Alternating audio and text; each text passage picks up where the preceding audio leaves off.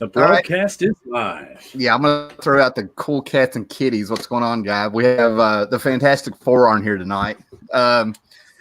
As you can see, we have our regular crew up here, me and Jared up there. But tonight we also have Scott Connor popping in, and we've gone international with Paulo from Portugal.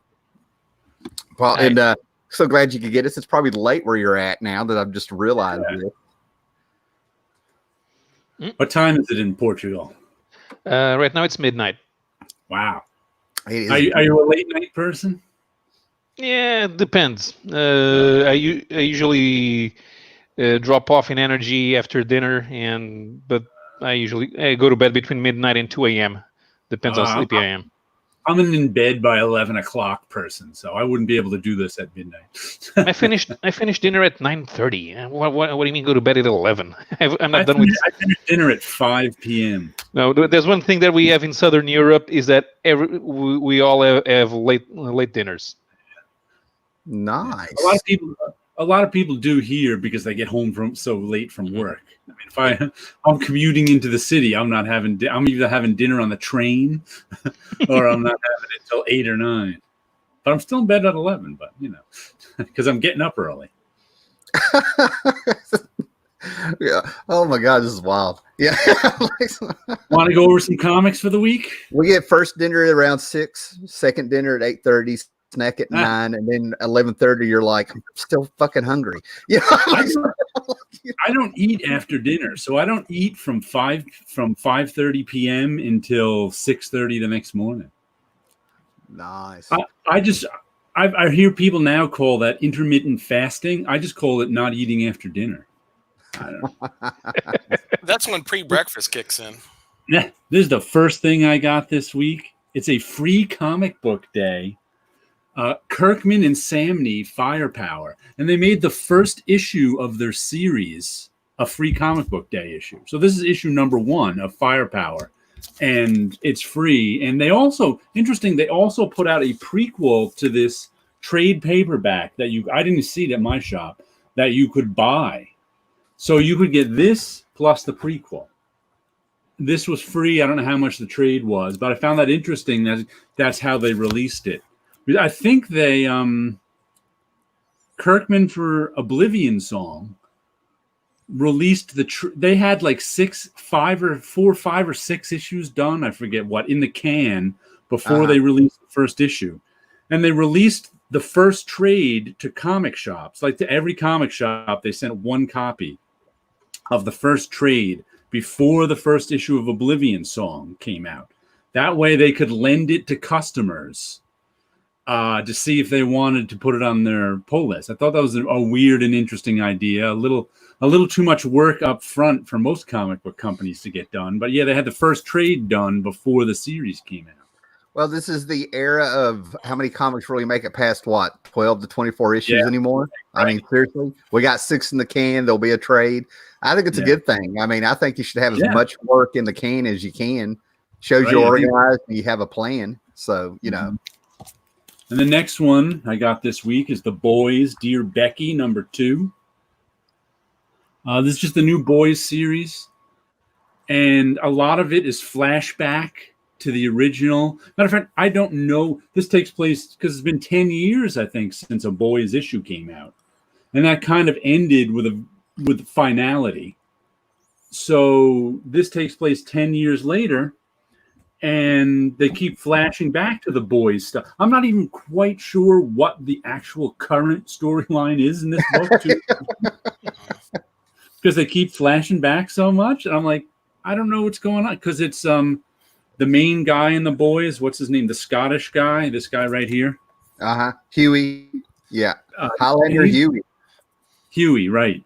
And he's living in Scotland with his wife, talking to and somebody sent him a journal that has something to do with the Boys, and he's reading what's going on in the journal, and those are the flashbacks. So it's I'm not quite sure what the current story is going to be. Well, it's kind of like what we mentioned. I haven't seen it. The Boys ended in 2012. Season 2 comes out this month on Amazon Prime. So there's no doubt in my mind that's why there's another book. But he told the story. I mean, Yes. The Boys had a beginning, middle, and an end, and a few mini series and stuff. So a flashback, just kind of rehashing things, or well, that's right. It's not really there's a current story going on. I just don't know what it is. It really hasn't revealed itself yet. Especially since having just read The Boys, like this month and last month, it's a slow moving 70 issues in terms of, I mean, the story really, it ebbs and flows. So I don't really expect to know exactly what's going on in this yet. Yeah. Paulo, did you ever read The Boys? No, and I've never been very interested. I mean, after a while, you start losing interest in superhero parodies. Well, because Hitman was good. It turns out it's not really a parody. Because I read the first couple issues of The Boys way back when they came out, and just like you, I was like, you know what, I've read this before. I don't really, superheroes are assholes. I really don't need to read it again. And then I decided, I actually am friends with Russ Braun, who draws this. Facebook friends, at least these days. I haven't seen him in ages. So I was like, you know what, I want to read something Russ is drawing. So I picked up, and so I picked up the first issue and I liked it. And I'm like, you know what, I really should read the first series. I mean, I'm reading this and I may as well read. So I had some digital copies of it that I bought in a Humble bundle like 10 years ago that I never read. So I read the first series digitally, and then I'm reading this, having a good time with it. And I really did enjoy The Boys a lot. Like, it wasn't what I first thought it was, even though I got to say it really didn't get good for me till issues maybe 12 to 15. Yeah. Not that it was bad, but that's when it really took off for me and went, I'm getting it now. The world building was there. The tone was there. Yeah, you knew all the characters, and then he could move forward with what the Butcher wanted to do. Yeah. But it took a while. A while. I think it was that X-Men parody arc, which I didn't even realize was an X-Men, the G-Men or whoever they were. I didn't even get that. I did not even, until you mentioned it to me the other, I was like, oh, it's so obvious. How did I not get that? G-Man had the revelation that it almost took me off the book. I mean, I had to step back and like, am I a pervert? You know, I'm like, am I, you know, I'm not getting on the internet and looking up feet or anything, but I'm like, you know what I mean? I'm like, God, that one got me. You know, Garth got me on that one. And speaking of pervert, Psychodrama Illustrated. This is more Gilbert Hernandez, Beto. This is basically more Love and Rockets. I think he's more prolific than Jaime Hernandez. Right. So he's always got mini series of stuff coming out, and this is more what's her name, Fritzy. It's called, the big collected edition is called Luba, because I think just because she was the first character, but there's 3 half sisters, Luba, Fritzy, and one other, and they all have stories about them that intertwine. And this is Fritzy, who is an actress, and she's really sexual, and everybody in the family has giant chests. And so this one is, we'll show you her. There we go. There she is with, and this one, and it's funny, sometimes he doesn't give you hints of what's going on. You just have to pick up on it. And she's Fritzy's she's like a famous actress in like Mexico and Portugal and the rest of the world, just not North America, just not the United States and Canada. And there's a model there's a model she looks like, but I don't know her name. I just saw her in like some 6ix9ine videos and stuff. You know, yeah. So it's like all like this. He's done graphic novels of her movies, kind of like, where you open it up and it's the character from Love and Rockets, but it's not her because she's playing a character, because it's a graphic novel adaptation of her fictional movie. Yeah. So there's like, and that's what this is too. This is like, I started reading it and I was like, what's going on? Because this is also This woman over here is, I think, one of her sister's granddaughters. Her bikini makes her look like she's wearing cat-rimmed sunglasses, and that's like some old lady's smile. That's funny. Right. It's an illusion. So her grandniece is playing her daughter in the movie. So it's like I'm reading, but they give you no hint that this is a movie they made together in this issue. You don't know until you start reading it, and all of a sudden you're like, "That's not her daughter." I caught on like a third of the way through that this was one of their movies. So it was interesting, but I love Gilbert's stuff. If you've never read, when I watched Kill Bill,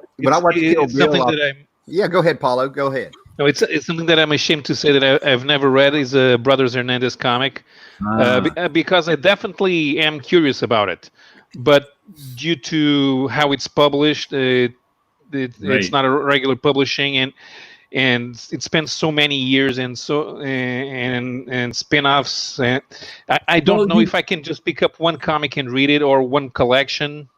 You can get they have the collections in hard, like the one I took out of the library. If you want to read Beto's stuff, just pick up the one called Luba, Lubu.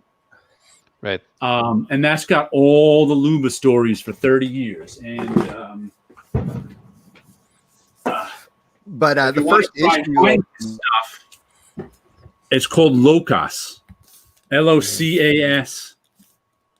There's 2 volumes this big, and this just collects all of Jaime's stuff. So you can just, I don't know if your library has stuff like this, but just take this out of the library and you're there at the beginning. And like I said, Jaime Hernandez is so good. I always say he's the only one that could do a story named The Death of Speedy. And I'm shocked when Speedy dies. It's like, I can remember reading that. I'm just like, oh my God, he died. I'm like, and all of a sudden, I'm like, the name of the story is The Death of Speedy. Yet I was so drawn into it, I was just shocked when he died. But I've read a handful of Hernandez brothers stuff, especially what he's talking about there, the Love and Rocket stuff and everything. I feel like I didn't really. I got caught up pretty quick, if that makes any sense. Yeah, like you can. They're collected like that. Locas and Luba are what you need to get started, and then you can get whatever you want. And let's see the next. Need to read something like that. The first time I've heard about the brothers Hernandez, when I sort of started becoming aware of independent comics, and there's also that reputation that alternative comics are weird or they don't have an actual story. But you look at I looked at the covers of what they were doing in Love and Rockets, and this seems pretty normal. I think the only reason those comics are considered alternative is because the United States are dominated by superheroes. Because if they were publishing in Europe, this would be perfectly fine, and anybody could enjoy it. Right. You hit the nail right on the head. Yeah, everything is superhero. And you know what? I feel a little ripped off getting this next one, but I like it. Which is the Eric Powell-less Goon. Eric Powell isn't actually doing this anymore. It's Roger Landridge, Mike Norton, and Marissa Louise. And I put it on my pull list because I like Eric Powell and then the Goon. Then all of a sudden, Landridge has a good reputation. Stopped doing it, and I'm like, and it's actually pretty darn good. I mean, I'm not even, if I were to buy this as a story, not the Eric Powell's The Goon, I'd be perfectly happy with it. But now I just kind of like, I feel a little ripped off.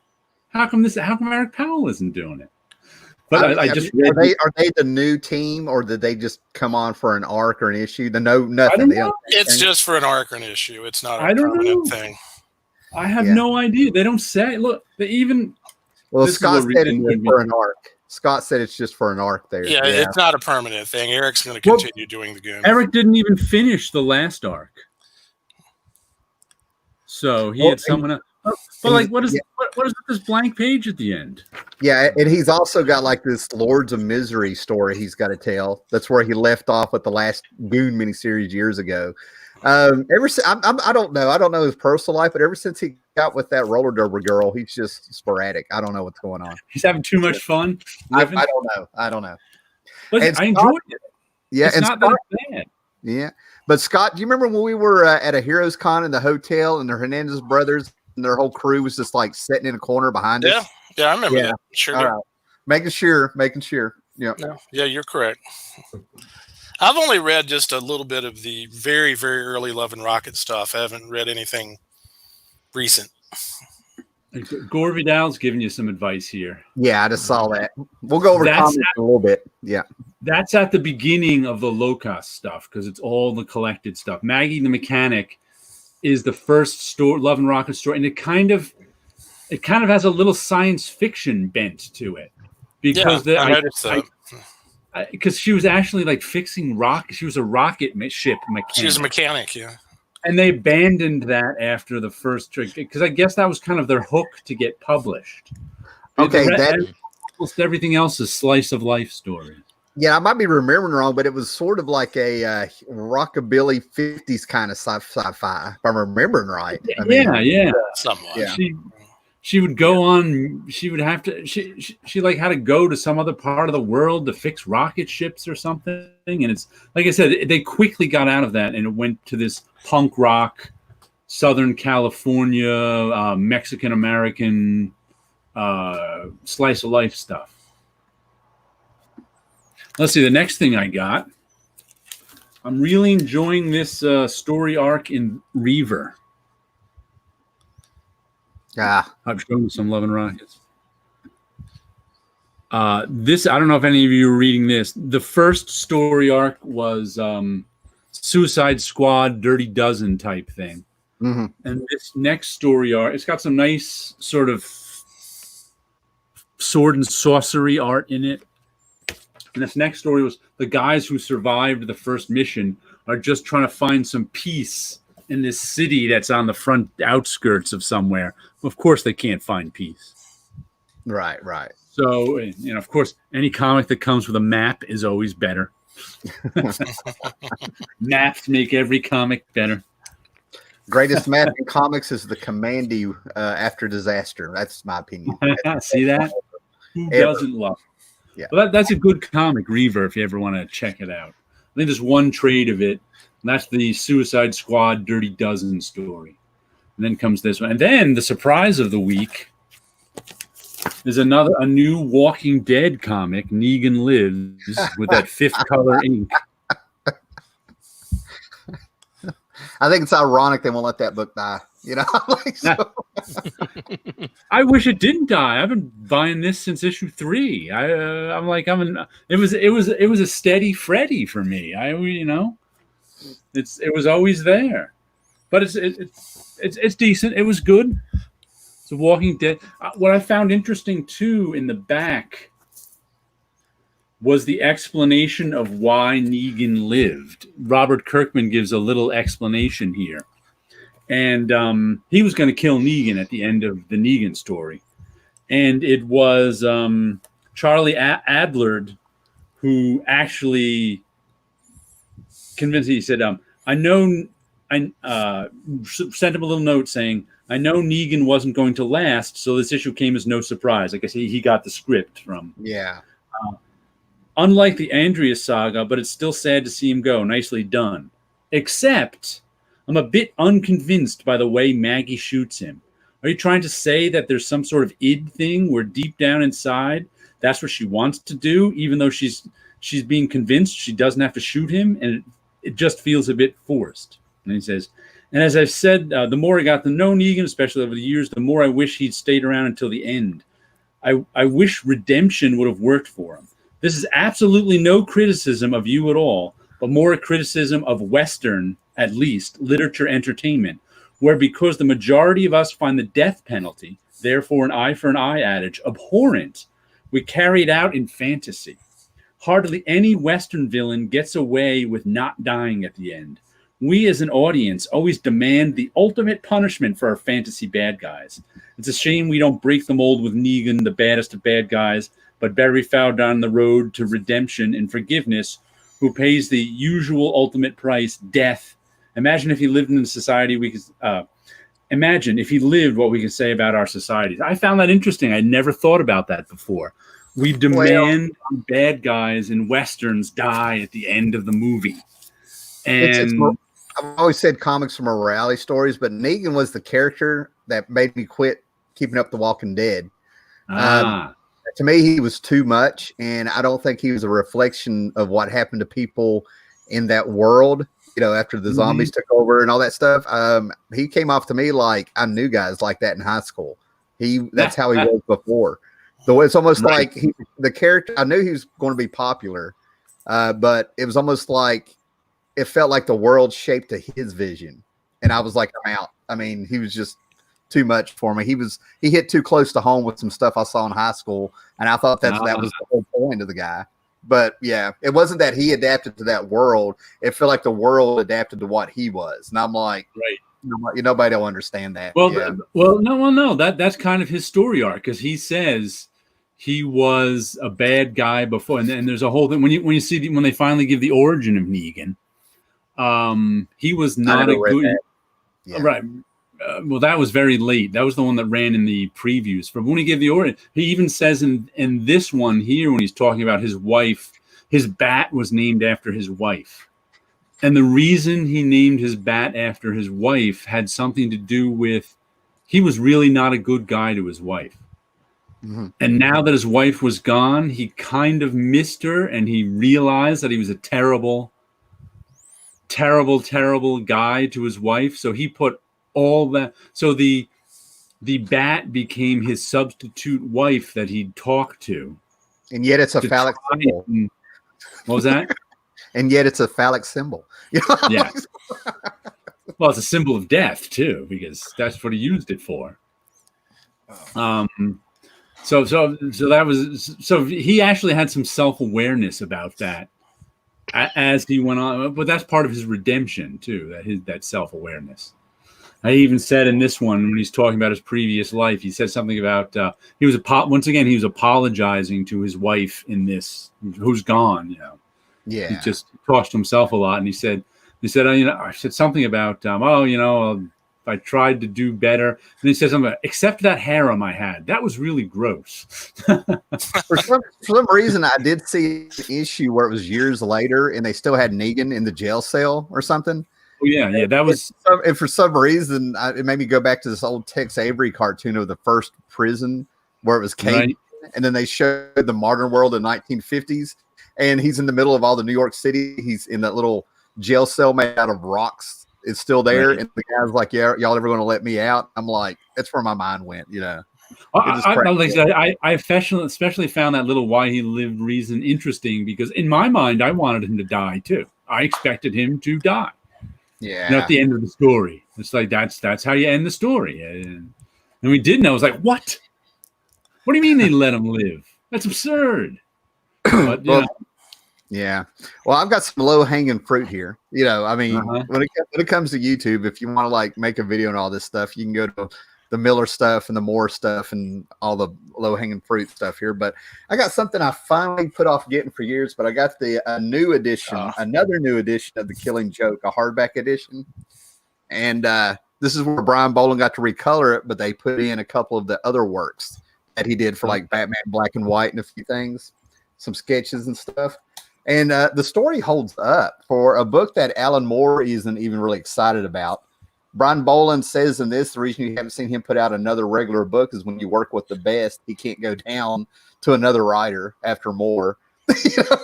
I was like, I think we've discussed this. I am not a fan of The Killing Joke. Yeah. Because it breaks the basic Batman rule, and I don't believe any of it. Once you... to explain to Tim and I have talked about this before, but to explain to anybody who hasn't heard me say it, one of the basic rules of Batman stories, they always say he's a regular guy with no superpowers. He does have a superpower. No, guns can't hurt him. in terms of the plot of the story. He's got plot immunity from guns. That's just part of Batman. In real life, if Batman went up against 6 armed guys, he'd be dead. Gun fu beats kung fu every time in the real world. Well, but in the Batman world, he can knock the guns out. He's not going to get hurt by the guns. That's what you have to. That's part of the Batman world. We accept that when we read a Batman story. And that Same thing with the Shadow. Yeah, that extends to the Bat family. You can't shoot Robin with a gun, despite the fact that Robin's a human target. You can't just shoot him with a gun and he's dead. So when Alan Moore has the Joker just walk up to Batgirl and shoot her, I'm like, no, that's breaking the rules. You have made me now not believe the story. I don't buy into the story because I'm like, that's all the Joker has to do. He can just walk up to Bruce Wayne and shoot him dead. Why doesn't every Batman villain do that? Why don't they all just walk up to Batman and shoot him? All it takes is a machine gun. He doesn't know. The Joker doesn't know that Barbara's Batgirl. It doesn't matter. It doesn't matter. When has anyone ever walked up to Bruce Wayne and shot him dead? Never. When has anyone ever walked up to one of the Bat fans? There's always a way out. There's always. I'll give you my But Batman has been shot before. He has been, but it barely slows him down. There's no consequences to him being shot. Yeah. That's part of the Batman. That's his superpower. Guns have no consequences to Batman. Like, I'll tell you, the last story I saw Bruce Wayne almost killed in was the Court of Owls story, that DC New 52. Yeah, I never read that one. Which I also didn't like because I read the first 6 issues of Batman's New 52. And what annoyed me about that was, who was writing that? Scott Snyder. Scott Snyder. I actually liked that he wrote cliffhangers at the end, but then he ignored his own cliffhangers at the beginning of the next issue. Because like at the end of issue 3 or something it was. Yeah. Once again, Bruce Wayne is at a party. And whoever the Court of Owls villain was throws him out a window. Now, once again, anybody in the Bat world, even if it's just Bruce Wayne, throwing you out a window does nothing to a Bat character. Like you and me get thrown out a window, we fall to our death and die. But Bruce Wayne got and the reason I say he didn't even bother to come up with a clever way for get out of his cliffhanger. There's Bruce Wayne fall. You clearly see him away from the building falling. Then all of a sudden you see, good thing I know this building, and he reaches out and grabs a double secret ledge that's there and just saves himself. And I'm like, what? I remember some Daredevil stories where there's the flagpole. There's always a flagpole. There's always a flagpole, right? Well, what's starting to get this, if you really back up, you really get out of the box for a minute, and you think about all of the Batman material that has been made. When it comes to the one that's the most infamous, this has rose to the crop and stayed alive going into the 5th decade. So many people have found so many reasons. Even the writer isn't a fan of it. You know what I mean? I think that's mine. What this has. I also think one of the reasons it's infamous is it breaks that rule. People don't consciously know it breaks that rule because most people aren't aware consciously of that Batman rule, but it exists. Yeah, and I think that's why people get mad at it too because he just walked up to like I said, if in any other Batman book any character walked up to Bruce Wayne with a gun. Is he going to be successful in shooting Bruce Wayne? No, because that's part of the rules of Batman. The book was supposed to have come out before Crisis on Infinite Earth, right? It took Boland that long to draw it. It was supposed to be a pre-Crisis story if it was going to be added to continuity to begin with. Right. So, if they were going by the rules you were saying about, maybe that's one of the reasons they kind of took some chances there because it was supposed to be out of continuity. Yeah, it's supposed to be a one and done, not in continuity. Right. The new Crisis comes over, but it came out afterwards, and that's when Alan Moore really popped into like the mainstream collecting. Yeah. Everybody's on everything like that. So I mean, even the story behind it just blows my mind how this is the book that everybody can find so much to hate about it. It blows my mind. Yeah, I'm getting people people hate by I it. think it breaks that basic Batman rule. That's what a lot of people are responding to. Yeah. And the fact that it breaks that basic Batman rule with a woman makes it even worse. Because it's like, why does the exception of the rule have to be a woman? Because women in action, whatever, are usually portrayed as the victims, are often, or I shouldn't say usually, are often portrayed as the victims and motivating factors for the. And that's like, Batgirl always had that same rule for her. You couldn't just come up and shoot Batgirl with a gun. They have, So why did you have to? I think people are responding to that too. Yeah, and the thing is that they have to teach. They teach police officers and stuff that women aren't victims. Just because you see one crying in the corner doesn't mean something happened to her. She's going to whip out a gun when you turn on your back. Yeah. So maybe that's why I don't respond to that. I don't see women as victims because look at Batman's origin. Who died? The mom and the dad, the man and the woman. I always thought it was sort of balanced. And I can't think of anything. I mean, you got Catwoman, one of the most first female Catwoman was in Batman #1 back in like 1940. To me, they've always had a cast that just threw the Bat theme on, you know what I mean? And the villain theme on. I don't think they really delved into anything about them being, women or, bad or anything. I mean, even the Batman TV show back then. Look at Joan Collins as the Siren. She was also effective, I mean, come on. But look at what it took to kill Jason Todd. It took a whole special story on him. It took people calling in on a phone. It took all that to kill a Robin. Yeah. To get Batgirl shot, it was just boom. That, I think, is what people are responding to. That so breaks the Batman rules. Yeah. Well, I still want to.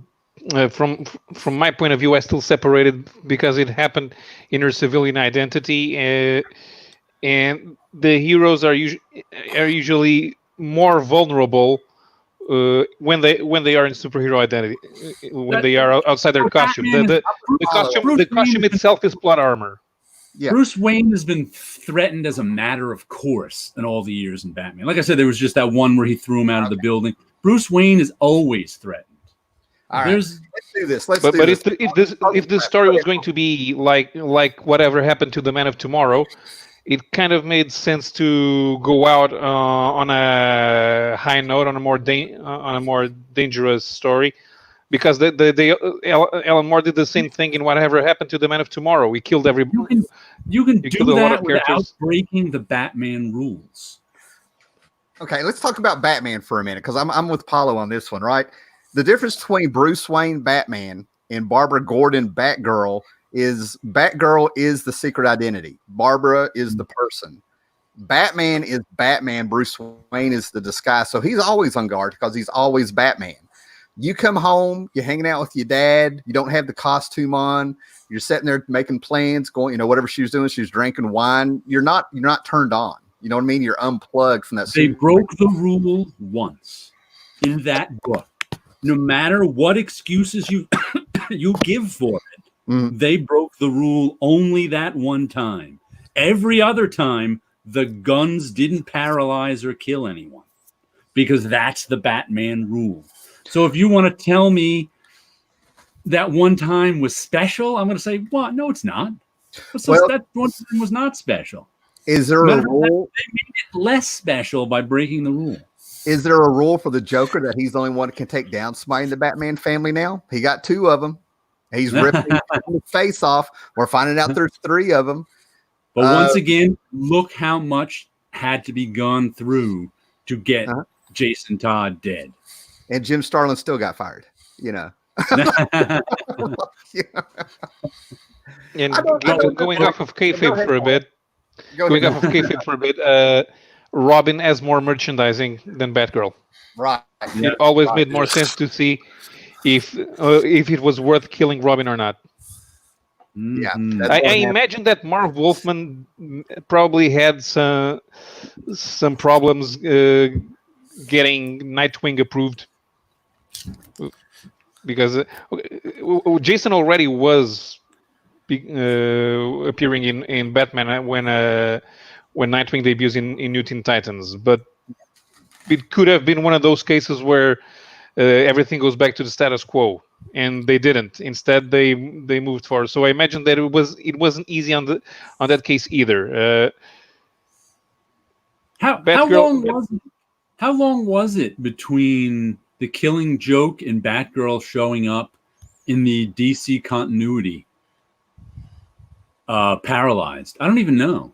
Okay, Squadron Supreme started in 1987 with issue 1. She popped up in Squadron Supreme is Marvel. I think it was around Millennium. Suicide Squad.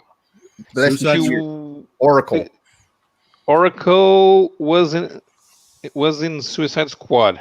Her first appearance as Oracle was in Suicide Squad. I'm looking it up here. So yes, it's 87.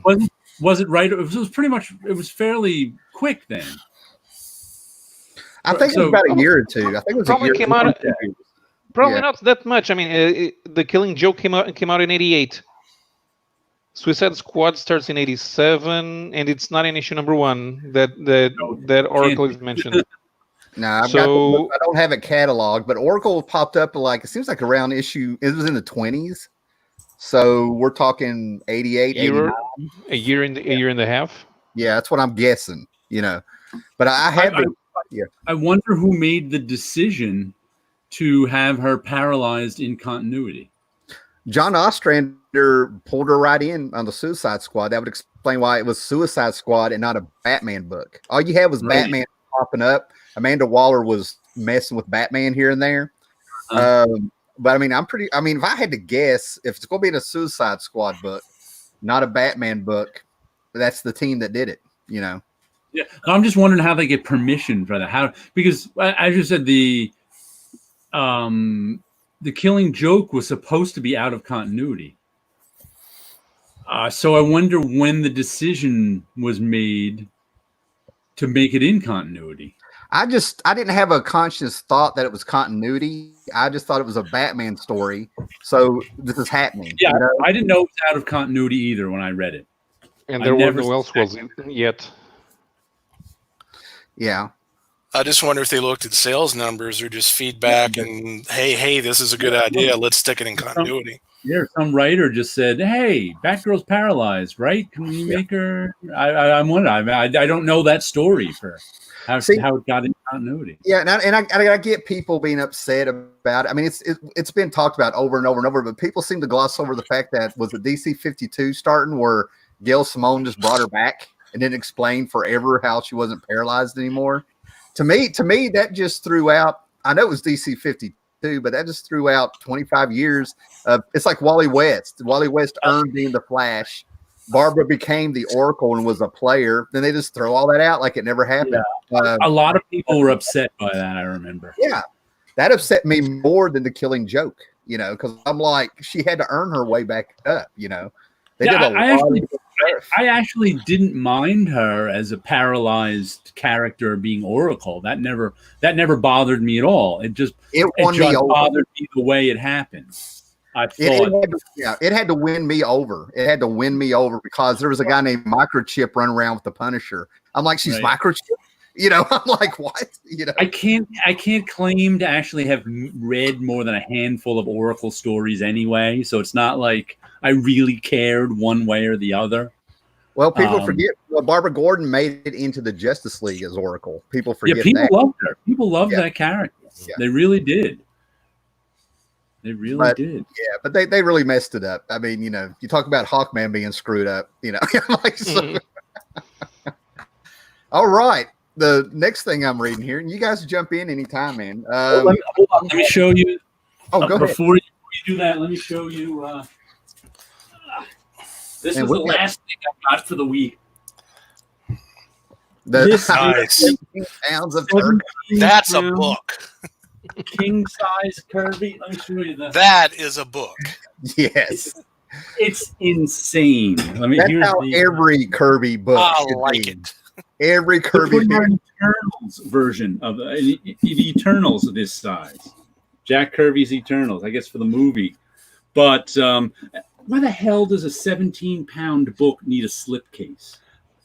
You know how hard it is getting a 17-pound book into a slipcase? It's to round off the poundage for Melly. I had to weigh it. I was just like, this is. I'm a big, strong guy, and I'm like, this is crazy. If you're like, I would rather it was 3 books to look through it because it's not for reading. The whole point is just to look at Kirby art that big. I mean, that's the whole point of it. Because it's George Perez, okay, Jack Kirby, and I'm trying to think of the third guy I just went blanked on, but Alex Ross. All their books should be that size. Yeah. I looked up the absolute edition of JLA Avengers that we were talking about last week. That someone told us it existed, and it's out of print. The book out of print. Yeah, and the book that did that. That's all. I should. We were talking about a couple JLA Avengers, and I was saying I remember it didn't do. I don't think it did as well in sales. But I was remembering wrong. It actually was the number 2 selling comic the 4 issues it came out. So it did much better in sales than I remembered. Because I just don't think. I mentioned it in the chat the other time because my LCS's owner said if they had done this 3 years earlier, back when the Heroes Return was in full swing and everybody was trying to be, let's bring back the old days, the good old days, it would have done better because when it came out, we'd already gone through a new paradigm change, and we wanted those authority type comics with ice cream. It actually did better than I remembered it doing. So just because like I said, I don't think I knew that many people who were into it. I don't know why. Well, I had to buy it, but I reread it recently, and it's really not that good.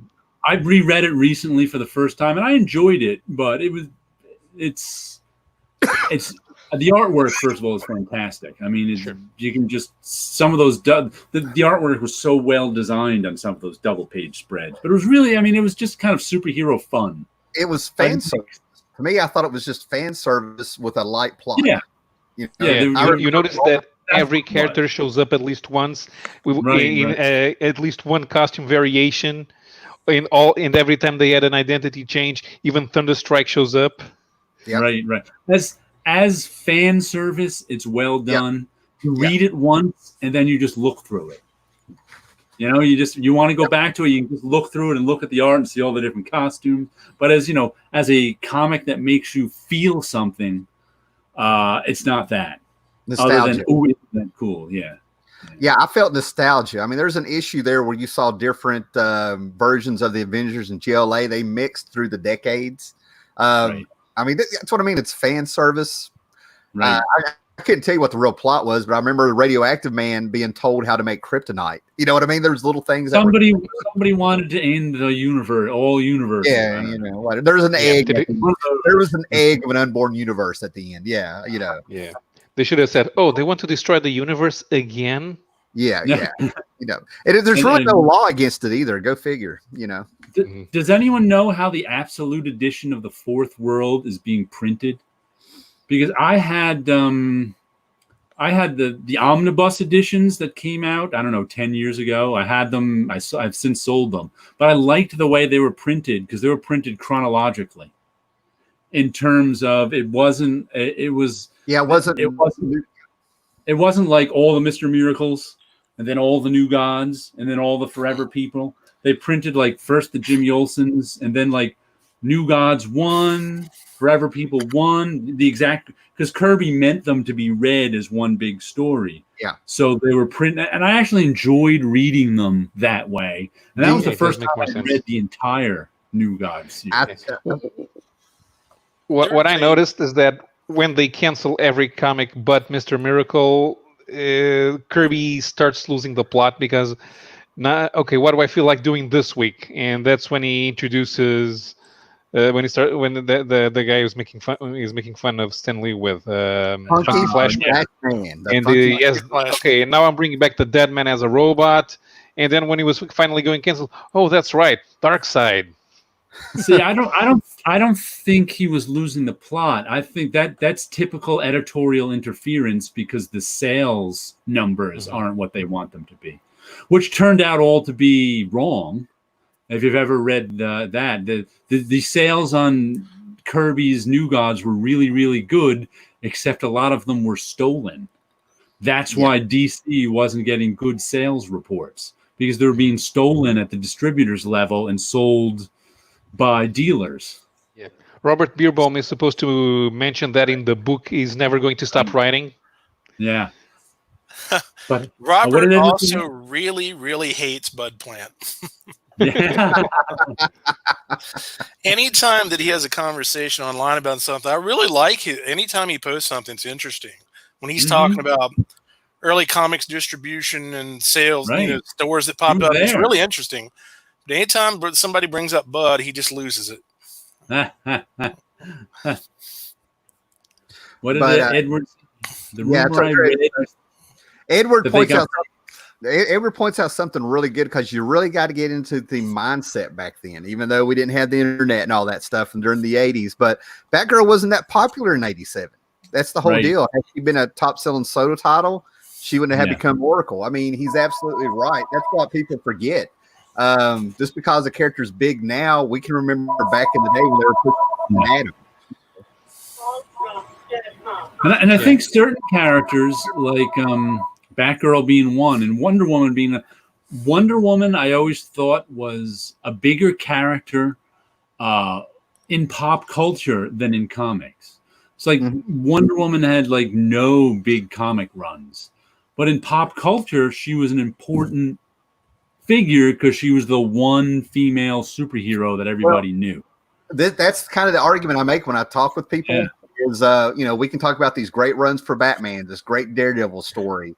What and it's got to be a Daredevil story, you know what I mean? So what was Batgirl's story? What was Wonder Woman's big story? I think Batgirl was that same type of character. Everybody in pop culture, a lot of people knew Batgirl, but in actual comic book world, it's funny you bring that up, because when I actually bought Wonder Woman way back in the 80s, I don't remember the stories, but by golly, I remember those Brian Boland covers. Yeah.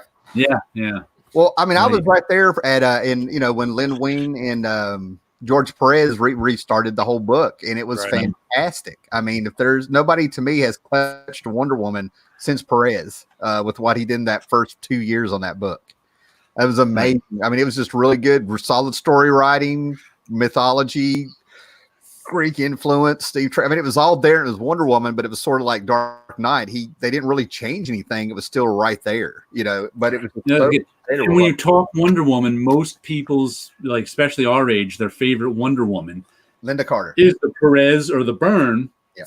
But even so, it doesn't like crack their top 50 runs of comic books in general, probably. She was a staple. You felt like she's always going to be around. Nothing. Right. Yeah, and she always is going to be around, because if DC ceases publishing her, they lose the rights to her. Yeah. Once again, an example of in the 40s, if you were a blue blood from Connecticut, you got a much better deal than if you were a poor person from the Lower East Side of New York City. Even though William Moulton Marston was, by 1940 standards, a sexual deviant. Right, but he was from a class where you can be a sexual deviant if nobody knows about it. Trust me, blue blood from Connecticut, there's a lot of sexual deviancy going on. I can. One of my friends is from Connecticut, and he's a black guy from Connecticut, which is rare in that area, and he did just the crazy things he's told me that have gone on just in like his high school. All the sons and daughters of all these blue bloods, and I was just like, I mean, he lived much. His high school was way more of a Hollywood movie than mine was. Yeah, rich kids in the high school. Yeah, I'm just gonna leave it at there. I saw some stuff. Now I'm from Connecticut. It must be from the clam chowder. All right. What do you got? Now I'm gonna have to do some research on this, because this came out in the 90s, and I know it's not original. I don't know if it's from the 70s or the 80s, But this is Nazca, Valley of the Wind. There's 7 volumes, and it's just really great anime or a manga, manga.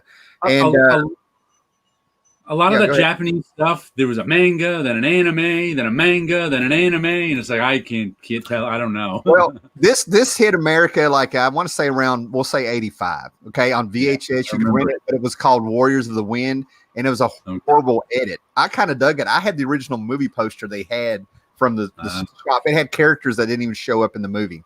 So of course, I kind of this put a dent in my brain. I remembered it. Disney finally released it. Much better. Everything was just much better. But Mobius had a huge influence on this book. There's an interview of them talking with Mobius in here with a pinup. Yeah, so Mobius and Miyazaki were big buddies. There you go. Yeah.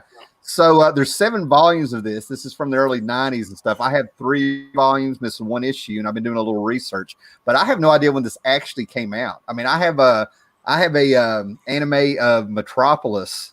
That's an anime. That's a good movie. Yeah, but it's an anime reinterpretation of the silent movie French Lang, and it turns out that was from a comic in the 40s from Japan and stuff like that. So their stuff really, I don't know if it's their styles or what makes it up, but this has a thing where we were talking a couple weeks ago about things being timeless or not feeling dated. This is as fresh today as it when it came out. I can't pinpoint a year this came out. And there's something I kind of noticed, and I was never interested in manga at the time, and quite frankly, I still am not. But the first things to reach America in the 1980s, there seemed to have been a lot of quality control in selecting them, to make sure that they were the really good stuff.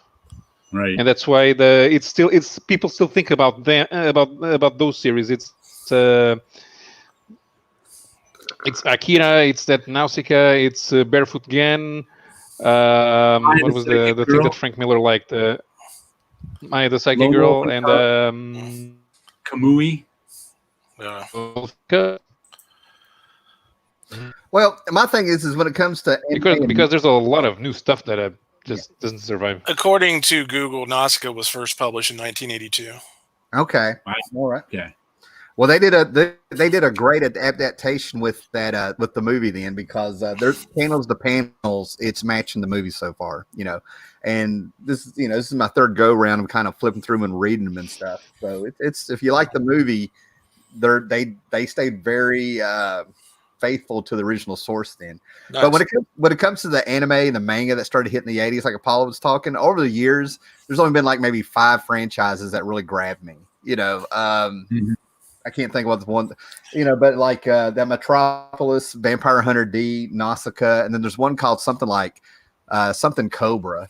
They used his cartoon in a Matthew Sweet video in the 90s for Girlfriend, and I've got it saved on Amazon Prime. But yeah, there's only been like 5 or 6 things. Devil May Cry was pretty good. You weren't a Battle of the Planets fan back in the day?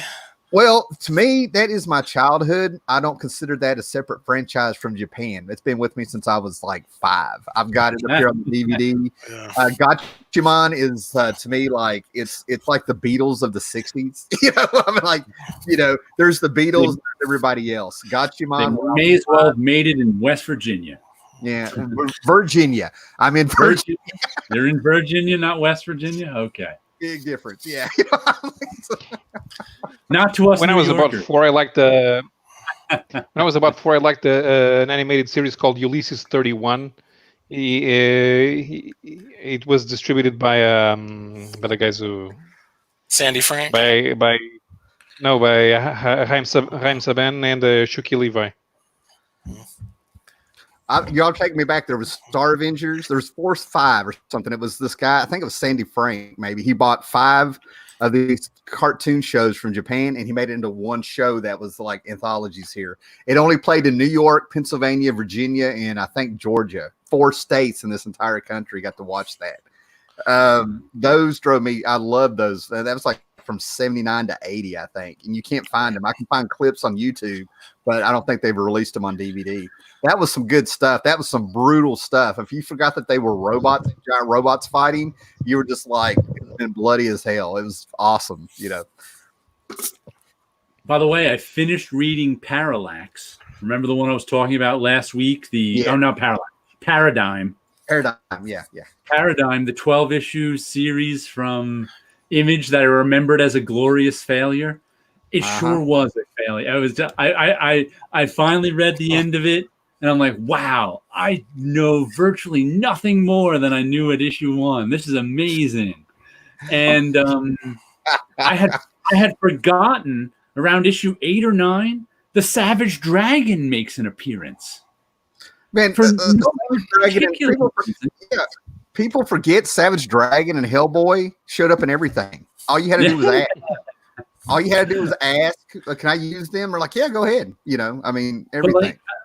I didn't really want to put the time in because, like I said, they had a letter. It was very Starman influenced, and it had like long letters pages in it. I'm like, I could probably understand a lot more if I read these letters pages, but I just didn't want to. And I got to and they're like, "Oh, we'll be back. We'll be back with the issue 13 soon. We're just taking a break now." Of course, they never got back to it. But I was like, wow, this really is a glorious. Because they were really trying hard to make this comic interesting and mysterious and meaningful and something. But they just missed. They just straight out missed. Like I said, it's an interesting, glorious failure. So the concept was a lot better than the execution. The concept just being an interesting comic. I mean, I'm not even telling you. I couldn't even tell you what besides that, what the concept was. Gotcha. Well, we were talking about Tundra Comics. How I said it, like they just came and went. Well, I found out another part of the puzzle for me is that I have books that I did not know were from Tundra because they put Tundra on the back cover. Okay. Yeah. Von Bodie stuff here. We were talking about that. I finally found it. I think there's 4 of these that kind of reprints all the stuff, even from Epic Illustrated. They're booked for $4 a piece, and people are selling these for up to $35 or more on eBay. Wow. Yeah, old Bodie stuff is quite collectible these days. Yeah. I mean, it just blows my mind they find people to buy it when there's enough out there. But Jared and I had a little bit of kismet here, and I just kind of kept my mouth shut on there. But one of my favorite dead companies, even though it's more of an imprint, is Epic Comics from Marvels in the 80s. This is the Moon Shadow. Yeah. This is the Moon Shadow by James DeMontes and John J. Muth, one of my favorite painters. I got this whole entire collection finally after years of seeing the advertisements for them in the back of their magazines and stuff, reading an issue here and there, and it's been pretty dense. What'd you think of Moon Shadow? I'm going through I loved it. Yeah, I'm in my. I read it last week for the first time since the 1980s. I have no idea if this is. How did it hold up? It held up well. I enjoyed it thoroughly. Gotcha.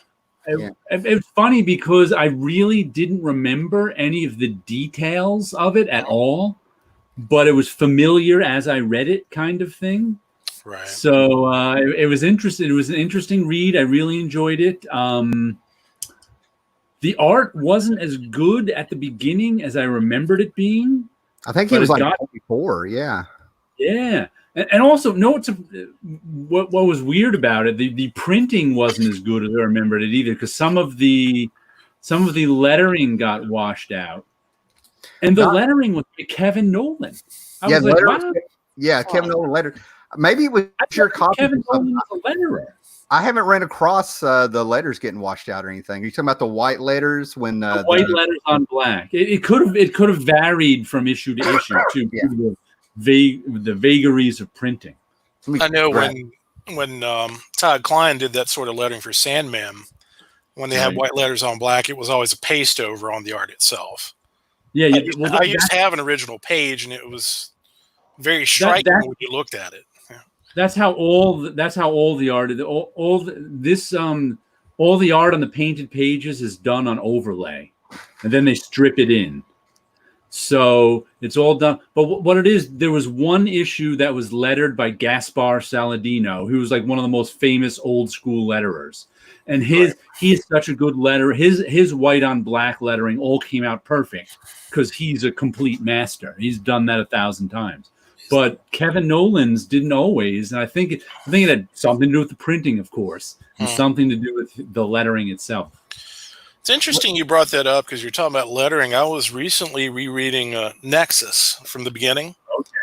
some of the lettering on those early issues was really not that great, and it kind of threw me off a little bit. It's like lettering's good when you don't notice it, but when you do notice it, it's not good. Well, back when things were alternative comics and stuff, there was a lot of little issues there that kind of reminded you that this wasn't the big two. You know what I mean? Yeah, there was always like, to me, the lettering used to drive me crazy on some books that I did get a hold of, because you'd have this huge word balloon in teeny tiny little letters, not spread out. Right. It's amazing how little things like that can just take you out, you know, if you're not careful. Right. Like you said, if you notice the lettering, it's not usually a good thing. Good idea. What book did you show us? Well, I was going to say something about Moonshadow. I'm reading this again, and we don't have a huge Jewish community up here, where I'm at and stuff. And I'm finding a lot of. I mean, I don't know how I know what to say this, but Moonshadow is an adult fantasy tale and stuff like that. And just going through the first issue, there are so many. It's very Jewish. I mean, he's pulling from a Jewish culture. You know what I mean? Well, he has. Yeah. He even has another character. I probably haven't reached it yet, where he gets to this one where one of the main characters is a rabbi. Yeah. Except he's not an actual rabbi. He just calls himself that because he thinks people respect it. So it's like he wants people to kiss. So it's like there's some literal Jewish stuff in there too, as well as figurative. But I can almost see Ralph Bakshi getting a hold of this and adapting it if he'd ever gotten a hold of it. I mean, it's got that feel to it. I mean, I feel like it fits right in there with wizards and things like that when you read it, just to give people reference if they want to check it out, you know. And what's funny is I find I can't read anything straight through anymore. I just so if I'm reading Moonshadow, I can't read issues 1 to 12 of Moonshadow. I need to read an issue or two of Moonshadow and then read an issue of something else. Yeah, you got to feel like you have a stack of comics in your mind. Right. That's what I like. That's how I like to read. To me, it really just depends on what it is. For me, it's almost everything. Okay. Like I read The Boys and Peep Show at the same time.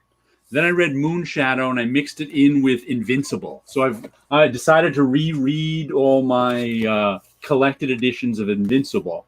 So now, which there's 12 of them. So I'm going to be reading whatever I'm reading with Invincible for a while now. Hey guys, keep talking. Oh, wait a minute. Sorry guys, keep talking. I'm having a computer issue here. So let me play this here. Right. I'll be right back. Okay. So it's like this is what I chose to mix in with Moonshadow, Invincible. Right. So it's like but it's like I find I really can't move. I'm reading one thing straight. I'm like I can't read 70 issues of The Boys in a row. Can't do it. So I mixed in Joe Matt's Peep Show in with it. Right. And I just like that. I just like that much better. I like moving in and out of the world. I think it's because I've been reading weekly comics since I was 10. So that's how I'm used to reading comics. Right. It's also a good way to prevent burnout on certain things too. Yeah.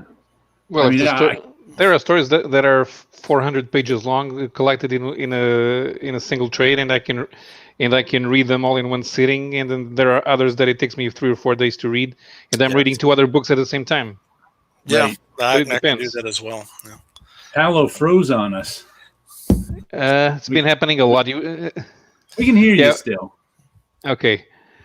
But there's stuff. It isn't even if what I'm reading is too dense, because I can read something dense in one sitting. Right. Sometimes I need to stop and go read something else, and maybe I'm reading a Silver Surfer comic, and then I go read the Wolverine miniseries or something. Well, I remember talking with like I said, one of the guys I mentioned him here last week, who I've been following on YouTube for years. We chat every now and then. It's called Masked Panther, and he's a younger guy. He must be in his mid-20s by now, but he likes the older comics. He likes Silver Age stuff. He likes Bronze Age stuff. But one time this is like 4 or 5 years ago. I think he bought like one of the early Fantastic Four Masterworks or something like that, and he was giving a little. He's like, I'm having trouble reading this. It's just tough to read. I just get sleepy, and I'm like, if you're reading Silver Age stuff, you got to read an issue of it and then put it down and read something else. Because that Silver Age stuff was not meant to be read 4, 5, 6 issues in a row. I find I appreciate it much more when I'm reading Silver Age stuff. When I read a comic, put it down and read another one. Read something else. Like reading, 6 issues of Fantastic Four, 8 through, 14. It's just not how they're meant to be read. So I break them up. If you're reading a reprint of a comic strip, would that apply to that as well? I do that with them too. I read like a week or 2 worth of comic strip and then I stop. Mm-hmm. I like to read them kind of because that's how I read. Matter of fact, I have to get back to Terry and the Pirates, but one of the ones I read that way is the Gasoline Alley, Walton Skidix. Yeah, it's just whenever I find myself getting less absorbed with it, I just close it up and put it away, and then pick it up again. Yeah, because if I get one of the Prince Valiant reprints now, I'll just read the whole thing just straight, and it's great. I just get lost in it. Well, I have a few old Portuguese comics where they did newspaper strip reprints, and they usually just ran an entire storyline. But it was an easy read. It was just 20 or 30 pages, so no problem there. Now there was one strip that I'd love to see reprinted because I've only read a couple of them, and because it ended before I was born, and so it wasn't being run in the newspapers here, which was Johnny Hazard. It was created by Frank Robbins. Right. Robbins. And if you ask any Marvel Bronze Age fan if they like Frank Robbins, everybody's gonna say no. Frank Robbins sucks. His art is horrible. I read The Invaders. No, but Johnny Invaders is my favorite. Frank Robbins. But Johnny Hazard is amazing storytelling. One of my friends has an original Johnny Hazard strip, so I got to see the Frank Robbins up close. I think one of the things of that too is like if you have to follow Mike Kaluta's shadow, then Frank Robbins, no, give me Mike Kaluta back. One of my friends, Frank Robbins' Captain America was probably my least favorite Frank Robbins. The Invaders being my most favorite Frank Robbins. Of this Bronze Age stuff. But I can remember my one friend never liked Frank Robbins, and it always annoyed him that Frank Robbins drew like front teeth as one solid mass. It's like everybody has one big tooth in front. That's just so annoying. I've never understood the hate. I mean, we're not talking about people disliking his work, hating his stuff. I never got it. I can understand. There's a lot of distortion in Frank Robbins' drawing sometimes. And it's not distortion out of ignorance. Sometimes it's distortion out of speed. Well, but that's what people don't like about it. And especially in the, like you said, his Captain America run really was my least favorite Frank Robbins stuff. See, we have these conversations. It kind of gets in the back of my head and, and it pop up. But Kyle Baker, his art makes me angry when I look at it. Really? Yes, Kyle Baker of all people. And I hear he's a nice guy, so it's not personal. Yeah. But he's got a Destiny miniseries that I'm not alone in. It made one of my other friends angry when we looked at it and stuff. We were like, what is this crap? In the Sandman fandom, there was a big schism when Mark Hempel did a story arc, and a lot of people did not like that art style. I had to come around to it. It was a fairy tale, cartoony style. And very much so, yeah. I mean, it was just, it was almost like a Disney artist that felt like came on the big goth work. I can see that. That makes sense. But I met Mark Hempel. I've got stuff signed by him and stuff. Talked to him. It took me a while to come around, but I love it. I don't have it anymore, but I bought an original page from him, and he's a really nice guy. Yeah. Speaking of Kyle Baker, I'm going to pull out a series that I'd be surprised if any of you have heard of before, because I haven't read it. I didn't even know Kyle Baker did an issue. I've had it since the 80s and remember it fondly, but haven't read it since the 80s. And that's Codename Danger. Oh, I didn't know he did that. I've heard of it. Got me there. I've heard of it. He did issue 2. This was, the first issue, which I love this splash, is by Rich Buckler. First issue is by Rich Buckler. Okay. Yeah. Love that splash. And I just read, I've only read the first 2 so far. and it really holds up well. And it's by, I think, Lodestone Press. They were in the 80s. They were run out of Brooklyn, and it's got the first issue is by Rich Buckler and Keith Giffen do the plot. Robert Lauren Fleming does the dialogue. Rich Buckler and Bob McLeod do the inks, and John Workman is on the letter. So these are all, Marvel guys doing this one. And in reading the, if you look at the logo here, we can see a little better on issue 2. We look at the logo here. There's a word under danger where it's code, and they gave a little story about that in the second issue, where this was supposed to be a Captain Action license. Code name Action originally, but then they pulled the license. But the basic story is this guy, and the second issue is by Kyle Baker. I was like, whoa. See, I've got some stuff. I know Kyle. I have some stuff somewhere in the 80s where Kyle Baker was inking other people, like maybe, I don't know, Terry Shoemaker or somebody. Right. But his actual art is what killed me. Now, he was with John J. Muth on a 4-issue miniseries by Walt and Louise with Havoc and Wolverine on the Road. I don't remember what it was called. Meltdown or something. Meltdown. Right. Yeah. I still have the Brazilian edition. The basic plot of this was, it was supposed to be Captain Action. This guy, I forget his name. They just use his regular civilian name. And he hires out to solve problems or something. So at the beginning of every issue, they give you this page where like in this one, he's rescuing a cruise ship that's been taken over by terrorists or something. So this is it. He picks his team from all these people here, and then they go out and do the mission. And the third issue, Rich Buckler. Rich Buckler was involved in a couple of independent press projects in the early 80s. And in one of them, I think it was called Galaxia, he tried to take back control of Devil Slayer and rename the character Gideon Cross, but it was the same design. Gideon Cross, that name and stuff rings the bell with me. That name, I always thought that was like a really cool name. I'm saying this now because I may pop up in a few minutes and be like, hey, wait a minute, If Sleepy Reader's still here, I think I remember him showing that magazine once. But issue 3 is Paul Smith. Ooh. One of my favorites. I wish he was a little more prolific. Yeah. And I remember an interview. But issue 1 and 2, they have excellent plots and scripts. And issue 4 is Paul Galassi. Paul Galassi, some Dan Adkins with Gary Leach. Yeah. So there's Paul Galassi. So all big name talent did this book too. It's like Lodestone published the Thunder Agents. No. God, I just slipped my mind. It's after midnight there. It's Futurians. They published the Futurians series.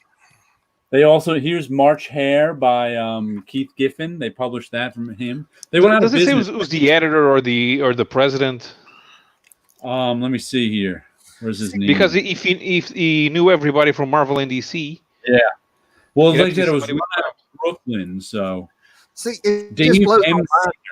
It blows my mind, all these little companies from the 80s and going up into the early 90s before Image that had all this talent on their PC Comics. I mean, they had, they had Kirby, Argonis, just everybody. John Workman, the letterer, was their art director. He's still doing comics. He's lettering Walt Simonson stuff still by hand. When we get to a certain point, I want to make a comment on Gore's comment about the Tarzan Korak stuff. Go right ahead. That's why I kept popping it up. It's like I'm fighting the urge to reach over here to my shelf. Fourth one down to pull. People have been wanting for years and years to have a complete compilation of all the Carson and Venus stuff. Even Mike Kaluta says there's just not enough of it to justify an entire book. Having said that, there's a small company that's called American. I can't remember if it's American Mythology Press, something along those lines, that is starting to reprint some of that stuff and some new stuff as well. But Dark Horse did a reprint book called Pellucidar a couple years ago that has an absolutely gorgeous cover by Mark Schultz. And the interior what's the word I'm looking for? Pages? The quality of the reproduction Okay. is god awful. That's too Whoever put the stamp on this to be printed needs to be, lashed with a wet noodle 1,000 times. It is really, really terrible print quality. I have to tell you, I see as an old time production guy in comic books, I see every day discussions on Facebook saying stuff like, why does Marvel and DC recolor stuff? Why don't they just take high quality scans of the old stuff and print them that way? And I'm like, you don't understand printing. You can't take high quality scans of old comic books and just print them again, and they come out nice. And I think that's what happens with a lot of these. They don't have access to the original art. They don't have access to film. So they actually scan old copies of the comic book or something. Well, I was wondering if, they went out of the way to find the worst copies they could. That's probably all they had access to, or it was the cheapest thing they had access to. Well, that's possible too. But it's really nice, Mike Kaluta's Carson stuff is gorgeous, but do it such a disservice is not doing anybody any favors. Well, I kind of think if you want this stuff, because seriously, this is like gold right here. This stuff is from the early 70s. People still remember it fondly, or they rediscover it. But somebody really needs to come out with a list of the books you need to track down to find this stuff. The Carson of Venus stuff is really good. It would hold up today. I don't know that I've ever seen it. Alex Nino. It's just most of it was done in the Tarzan family and the Korak as backup stories.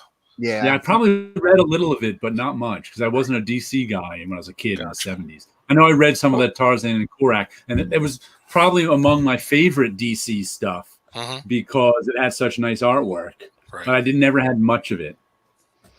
Maybe they could do a collection with the Carson stories along with the John Carter stories from DC. Yeah. Because there aren't that many either. I actually, a few years ago... a few years ago, read the omnibus of Marvel's John Carter of Mars stuff. Right. I enjoyed it a lot more than I thought. I liked it better now than I liked it back then. That's how I am with that book in 2001 by Kirby and Machine Man by Kirby. That stuff didn't pop when I read it as a kid. Read it now, exactly what you're talking about. It holds. And part of the reason I think is it's a type of storytelling in comics that's extinct now. Yeah. It just doesn't exist. You have prose, you have plenty to read. It's not quite like reading a novel. You follow what I'm saying? But you're immersed into it. And you're talking about the storytelling that's not around. That's what this stuff has. Yes. You enjoy the art. You completely different type of storytelling in a lot of Bronze Age stuff that doesn't exist anymore, especially with that fantasy stuff. I don't know, Jungle Man, Guy from Mars stuff. It was very sort of lyrical, and the drawings were all lyrical. And because all those guys from the 60s and 70s, they got inspiration from reading the old pulpy novels. Yeah. And the new guys, they just watch cartoons and go to the movies. They don't have any references. Yeah. Yeah. Back then they were, exposed to Edgar Rice Burroughs and Robert E. Howard. Yeah. Right. Now, and popping off what Paulo says, maybe it's just one of those things it could just be projecting a little bit, but you can feel that they loved those books and it's coming through their work in this. There's a intangible thing there where you can feel they're excited about doing this, maybe. Right. You know what I mean? Mm-hmm. It reflects in the work, And the new guys are more like, oh, this is the thing I did, I guess. Well, kind of going on that same vein, Tim. When the Primal animated series come out, oh my god, you could tell they liked what they were doing. Have you guys watched Primal on Cartoon Network about the caveman and the dinosaur? It's brutal. Yeah, they loved it, and you need to get that. It's all right. No, my sister will get it. It'll stop ringing. If there's anything in the world I would push people on, it's two things right now: Primal and the Stargirl series. If you're a All-Star Squadron 1940s Earth 2 fan of DC, but the Primal cartoon is what's the guy's name? Tradinsky. Gennady Tartakovsky.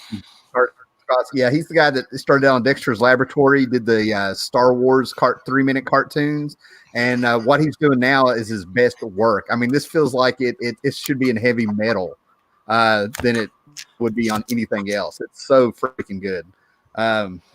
It's just gritty, and the Primal is the perfect topic over it, man. Their kids die, people get eaten by dinosaurs left and right. What was that one where they had the giant spider gods and the bats that were flying around with the I don't know.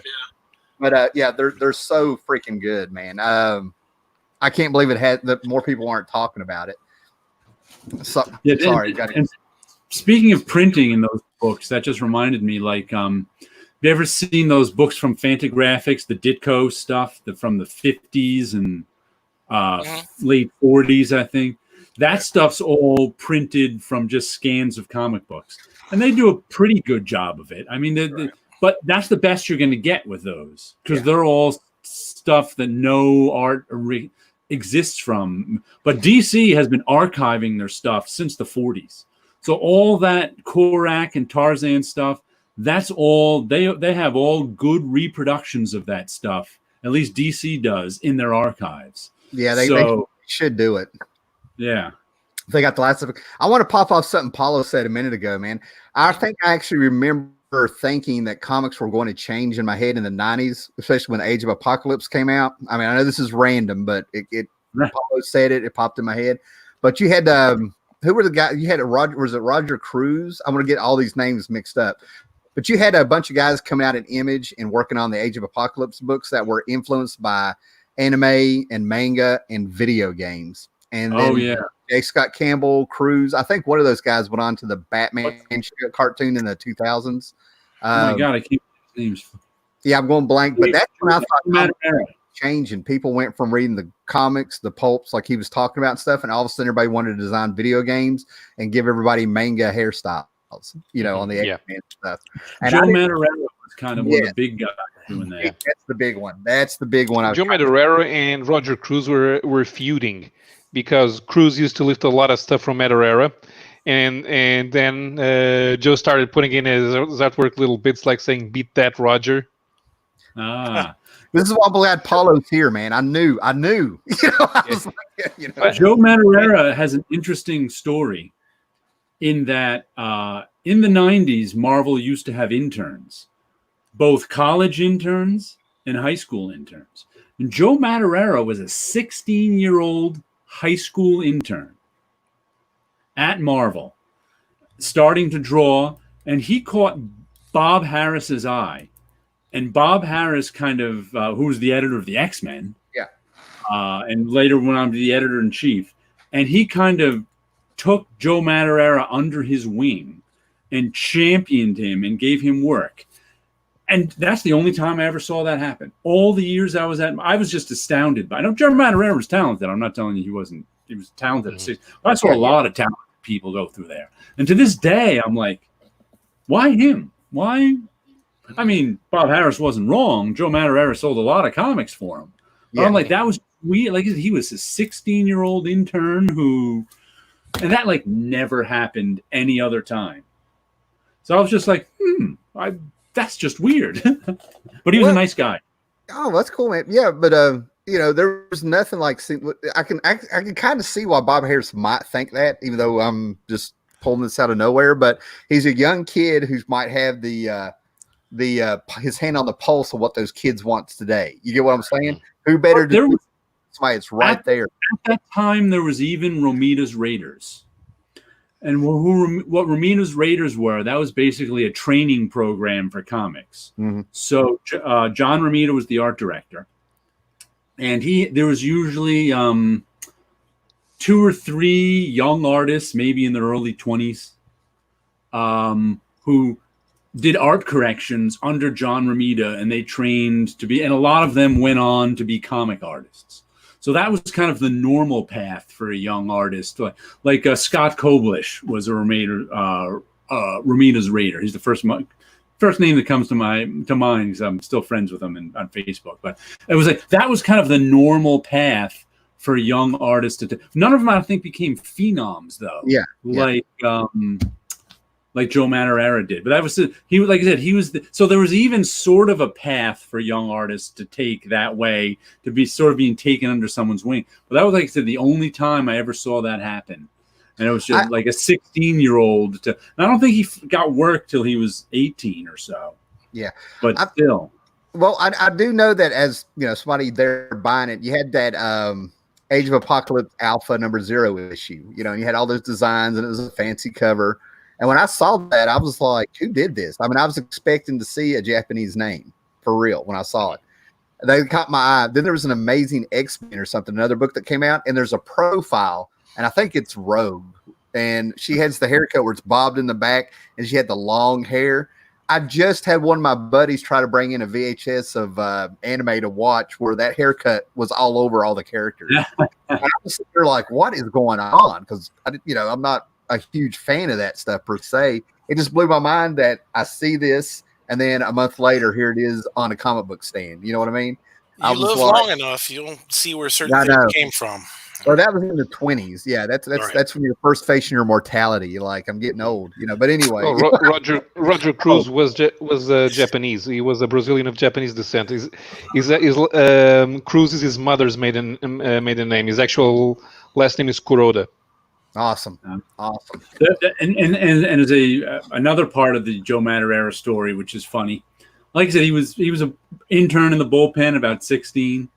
And so he'd always be talking with us bullpen guys all the time. And he was talking to us about college. And he was torn. He's like, I don't know if I should go to college or draw comics or da-da-da. Yeah. And we're like the odds of them giving you a lot of work drawing comics right now are so slim. You should go to college. Boy, were we all wrong. Carl Harris just kept giving him work until he was Joe Mannion. I was like, whoa. That's awesome. I mean, the success stories are just so glad to hear. I think a lot of those guys took off and did animation and actually worked for video games.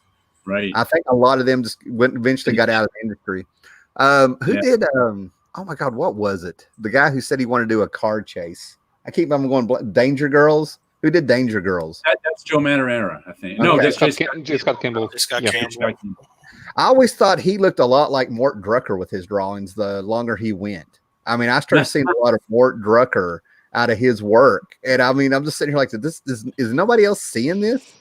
I mean, I was really like, by the time he was doing his Amazing Spider-Man covers when J. Michael Straczynski came back on, I'm looking at this stuff. I'm like, look at that face. That's Mort Drucker, Just totally random there. Now I'm wanting to go back and dig out all my Carson of Venus little short stories in these. See how many I do have. They're good. I have a trade from Dark Horse with the Tarzan Carson crossover back when the Dark Horse had the license. I remember that. This was a very good story, actually. Yeah. Very entertaining. Speaking of Dark Horse and licenses, they actually just lost the Alien Predator license to Marvel yesterday. Because Disney bought Fox, Right. Yeah. So, and as Dark far as Horse I know, Hellboy is the only major non-manga license they still have left.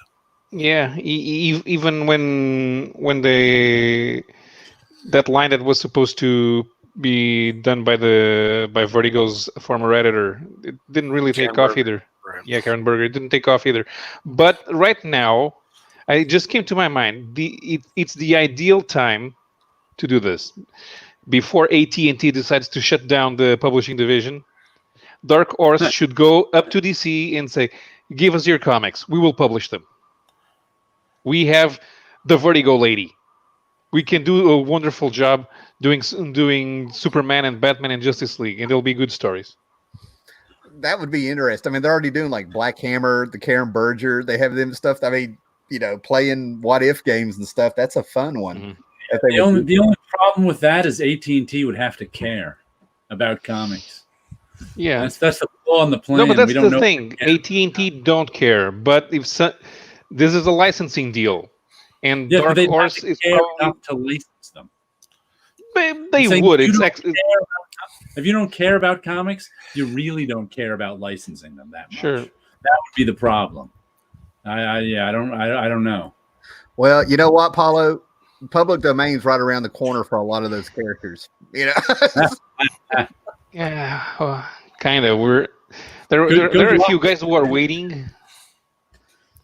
Public domain, and there may be a lot of Europeans doing that, but in America, even though it's in public domain, that doesn't mean the trademark's gone. That doesn't mean the copyright's gone. Yeah, there's a big difference between trademark and copyright. Right. That's why we have the Tarzans. I'd like to see somebody. I'd actually like to see somebody in Europe do a Zorro graphic novel. But right now we have the Tarzans. Yep, you have multiple companies in Europe now doing Robert E. Howard material too. Right. Yeah. Especially in RPGs. Man, it could be interesting times if people like figure. Okay, I'm not going to do this. There's a line of graphic novels in France adapting Miss Marple and the Poirot stories. Oh no, really? Yeah. Oh, yeah. I don't see those two getting along at all. I'm a big Miss Marple fan, but I don't like Poirot much. I'm the other way around. I'm Poirot, but anybody that can play Miss Marple gets. I love Poirot from the British TV series. It was amazing. Yeah, I love. Well, I actually read the novels way back when, but I love Miss Marple from the TV series too. The first, I don't know what year it was, but there was a Miss Marple that was like, I mean, if wind blew on her, she would just tear in half like a piece of tissue paper. She did like 2-3 seasons. They brought in somebody else. They both got on my nerves so bad. But you get a Poirot in there, even that one that had, you know what it is? One of the genres I like in general is quirky detectives. Mm-hmm. Not just detectives, but quirky detectives. And quirky detective, they have to have kind of their thing. And Columbo is the same as Miss Marple, in that what their quirk is, what their edge is they make people underestimate them. Yeah. I got you. Both Columbo and Miss Marple, because in every story, Miss Marple is always underestimated because she's just the dotty old woman. Same with Columbo, makes you think he's just this space cadet policeman. You can outsmart him. He's not very bright. One more thing. They hate to bother you, but I'm like, and Miss Marple, Miss Marple, no one pays that much attention to little old women. Right. No one thinks they're in the hierarchy of danger. Little old women are way down low in the hierarchy of danger, and that's how she gets you. Yeah, but see, to me, there's no honor in that. To me, it's like, you're making people out stupider than they are. You know what I mean? I get it. I love it. I get it. I mean, when Poirot arrives on the scene, everybody knows, oh, it's Poirot, the famous detective. I must be on my guard. Yeah. Poirot is like, bring it. Then he's boring. He goes through emotions. There's no nothing with Poirot. I'm just not a Poirot. It's underestimating them as long, I could sit here and say what I said, but that's what I do with people. I turn up this big hick accent, and I'm like, what kind of funny book you got, man? I'm like. That's why you don't like Miss Marple. You see a little too much of yourself in her. I mean, you got me thinking. I don't hate her. I enjoy her, but I mean, I have small qualities. But if you give me Miss Marple and Poirot, and I get my choice, I'm going to Poirot every time. I just never warmed to Poirot. I've never seen or read anything with him in it that made me like him in any way, shape, or form. He's nothing but a detective. That's the whole thing. He's nothing but. How about Hal? Do you like Hal? Except Murder by Death. I have Murder by Death. Yes. But that was the Poirot parody. I have Murder by Death. I watch that regularly with Clue, back to back. I'll do a double feature nights. I don't think I've seen Clue's fun. Clue's just. Okay.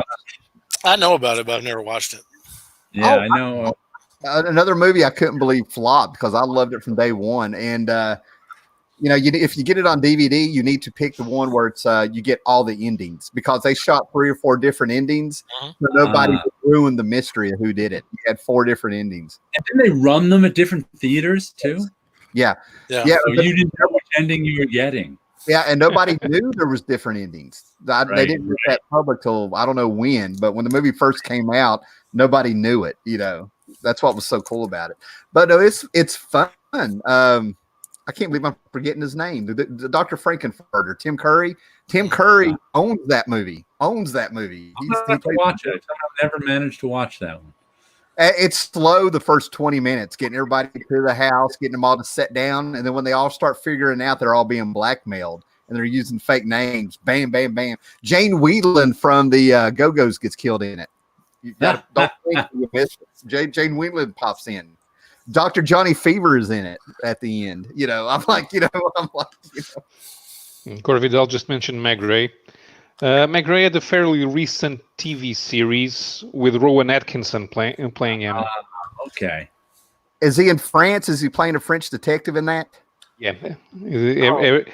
But nobody's doing accents. I caught 2 episodes. I caught 2 episodes and loved it. I loved it. It had a really thick noir style. I loved it. If you're a Sherlock Holmes fan and can find it, there was a show on Japanese HBO that I had a hard time finding called Miss Sherlock. That's pretty good. And it's a gender-swapped Japanese Sherlock Holmes. I've seen this. Yeah. And I remember one of those, but it was American, and it was one of those kids shows.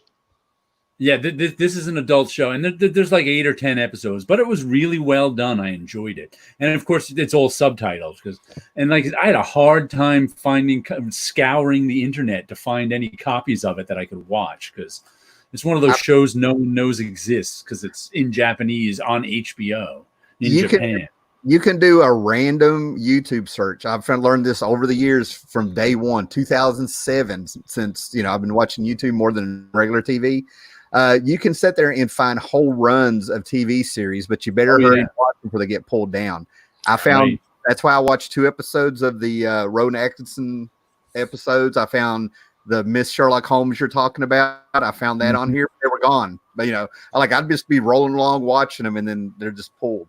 I mean, you never know what you can find on here on YouTube. I mean, right. Everybody talks about drama channels and this and movies and stuff, man. I found TV shows from 1982 that people forgot about, like Voyagers and this old Western that I used to watch, comedy show, an old Mel Brooks TV series that people forgot about. And then it's just gone, I got to learn how to rip stuff off of YouTube, Mm-hmm. And we got that pause. We got a pause all of a sudden. Everybody's still good to go? Yeah, it's still good. Yeah. Okay. I got another 15 minutes in me. All right. And now I've been cataloging my comics, and I've hit my spirit box, my Will Eisner stuff. But here's a little kitchen sink list that I meant to go back and get the rest of the issues. But they had a real short series, a run come out of the Spirit, where they had Alan Moore and Dave Gibbons coming back together. Neil Gaiman did it, John Wagner, Eddie Campbell. They had some big names doing. You'd have 3 or 4 stories per issue in here. So I'm gonna I have those. Neil Gaiman said one of the hardest things he ever had to write was imagine having to follow Will Eisner. Oh yeah, Alan Moore did a really poignant story in there. Yeah, Dave Gibbons. Yeah, touching on the fact that since Spirit was raised from the dead or something, he's immortal. So he's like going back to what is that? What city was that? Colt City or something? Colt City. Like 100 years later, and everybody he knew and loved was dead and gone. Right. That's the one that stuck with me the most. I don't know if I read that one. I think this first issue is the octopus. It may have been. Is that the DC run? No. Oh, I'm about to show that. The kitchen sink run. Yeah, it's in the kitchen sink stuff. Okay, maybe there's. Yeah, I got the first 2 issues. I'll go back and reread them. I have all those. Yeah. Cool. But something I'm kind of revisiting because you had Darwin Cook on this, Mike Plug, Sergio Aragonis, and Sergio Aragonis used to get a news like in his neighborhood. He'd go out in the mornings. I don't know if I think it was the Sunday paper, and he would hurry up and get on somebody's stoop, and he would pull out in the 50s. He would pull out the Spirit books, the Spirit, okay, read it, and then put it back. They were so poor. Spirit was a huge Will Eisner Spirit. Right. But anyway, I'm giving this a rereading a little bit, and I read the comics like you do, Jared. Like I'll read a little bit of this, a little bit of that. Like Really, Darwin Cook. Some of Darwin Cook's best stuff. I'm really surprised. Like it didn't really pop the first couple times I read it. It felt just very generic and stuff. Brian. So did I. I mean, that was kind of my takeaway too when I was reading his Spirit stuff. Hey, this world is a poor. Are you liking it better this time around? That's interesting. I'm digging it, but it's just like it's a satisfying read. You get what I'm saying? Like, man, that was all right. Right. And I'm about to get rid of one. Apparently, I bought these because Eric Powell did the covers.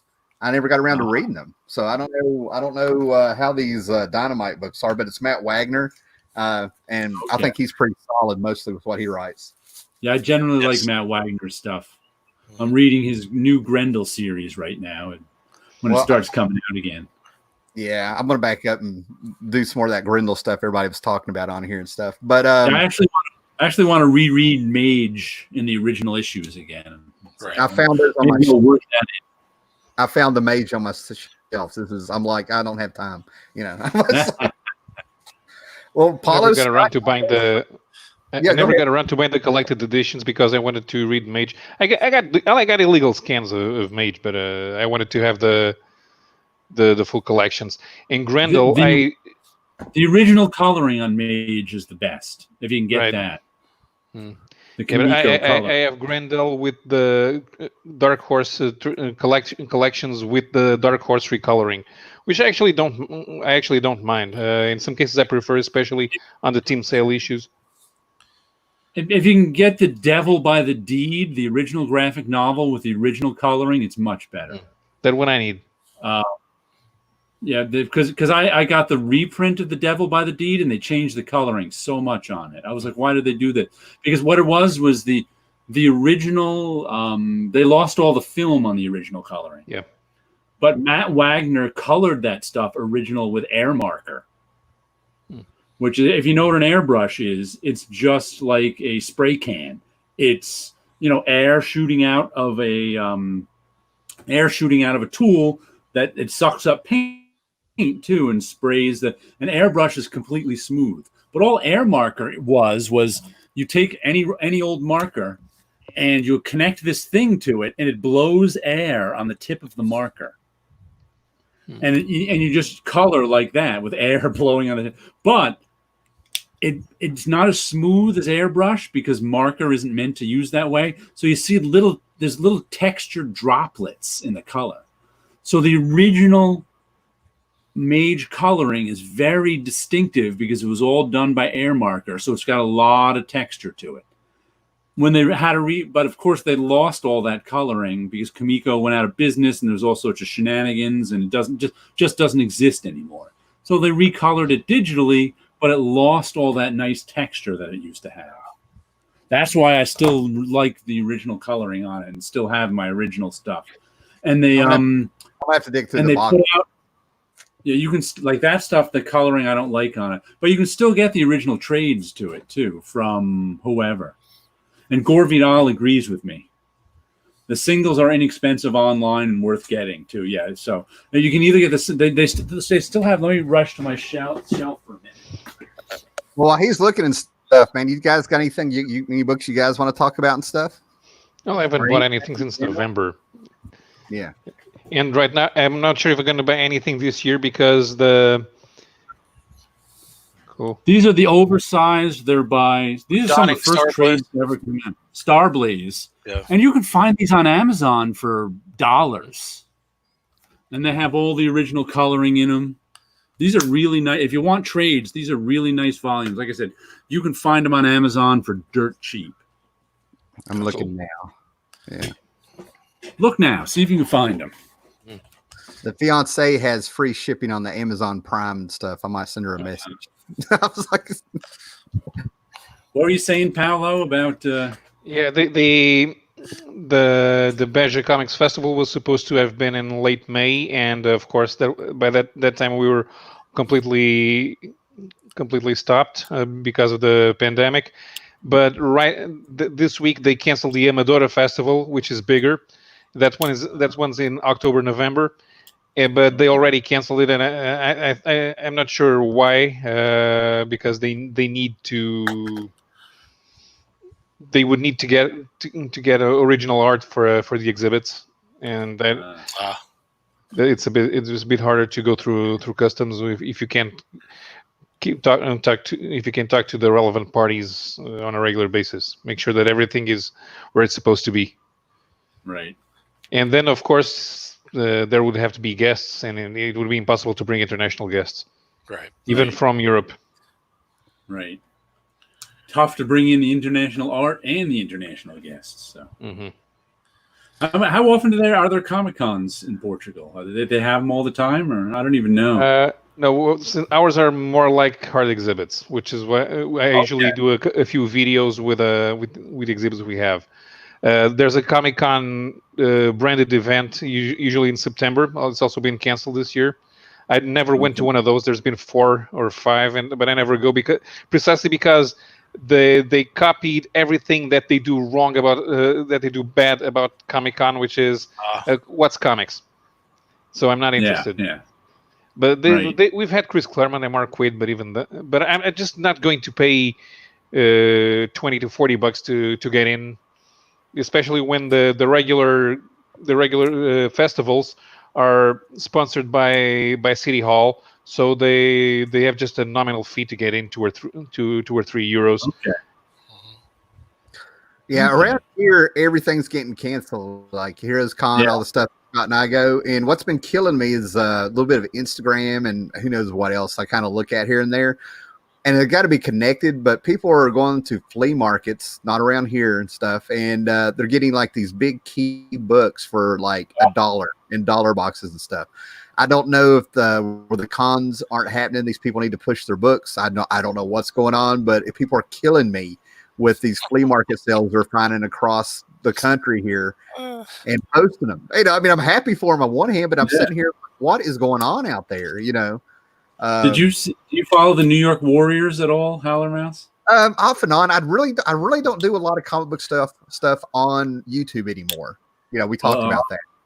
A couple of them, Erod and Manny NYC just bought a collection from someone. They were like one of those. It's like they actually had to get a U-Haul. It was like 70 short boxes. Instagram. Somebody put that on Instagram. I saw that. Yeah, the boxes were like all hell too, man. They were like, oh, that's wild. Oh. They were like, holy cow! And on the way there, Erod and got a flat tire on the U-Haul. He was like, oh.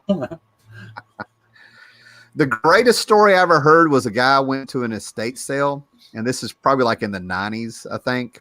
I ran into him in Kingsport, Tennessee. At the time, it was like an hour and a half from me. But what happened? He and his wife went to an estate sale. His wife dragged him to the estate sale. Right? Some guy died. The huge house, furniture, and everything like this.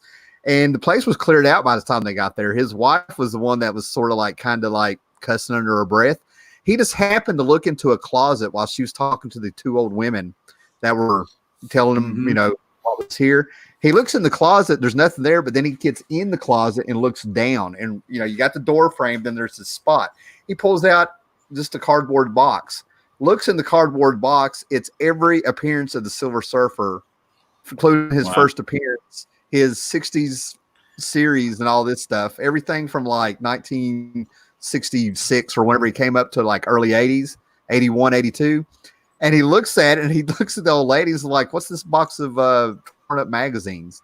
And they were like, well, you can have that for $20. He was like, I'll give you 10.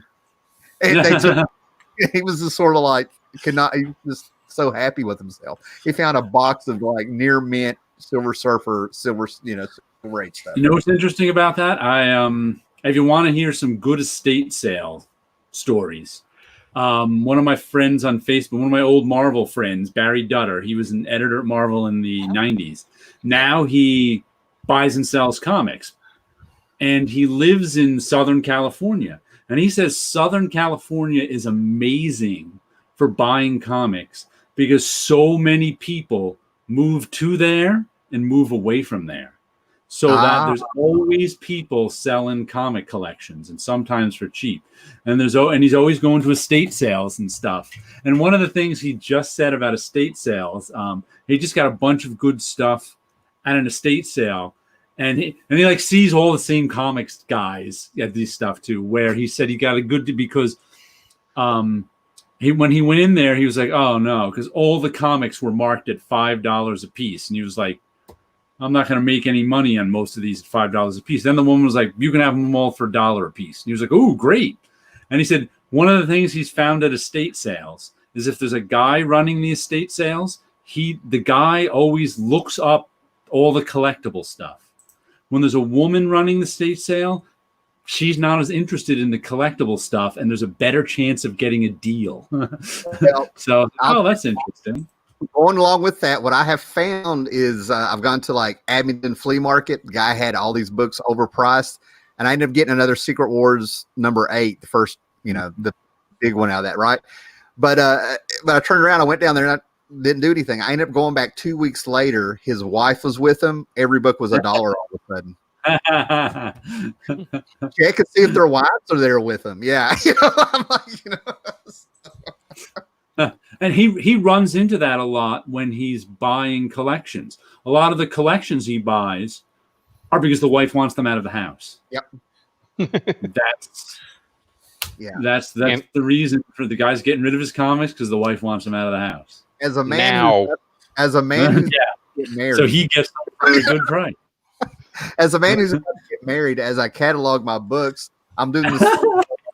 If anything ever happens to me, right here's all the key comics. Here's where you can look. I'm showing her how much they're worth, but it's for her. I'm like, if anything happens to me, don't you let somebody rip you off, So, you can store them at my place too. Yeah. I've seen so many YouTubers say stuff like, well, I get these things CGC'd because if I die, I want my wife or kid to be able to sell them easier. I'm like, they're going to be unloading them as quick as they can, whether they're CGC'd or not. They don't care about your comics. As long as there are people putting. Yeah, go ahead. Go ahead, Paulo. No, there are people CGCing stuff that's completely ridiculous. Yes. Yeah, including stuff from Extreme that's in the quarter bins. I'm trying to think what I just saw somebody CGC, and it's like that. It's a comic book so rare. I'm like, are you just going for a 10 on anything? Is what I'm thinking. I don't get it. No, I think for a lot of people, CGC